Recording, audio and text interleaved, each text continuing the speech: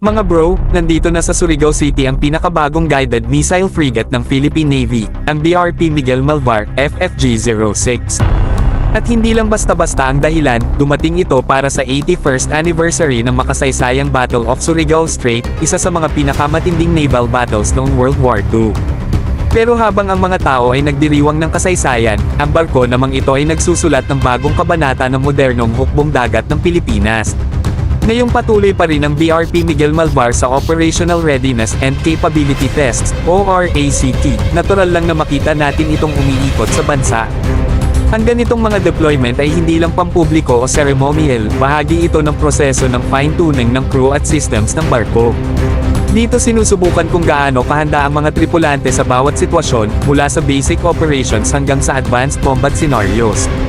Habang nakatambay ito sa Surigao, tandaan natin mga bro, hindi ito ordinaryong barko.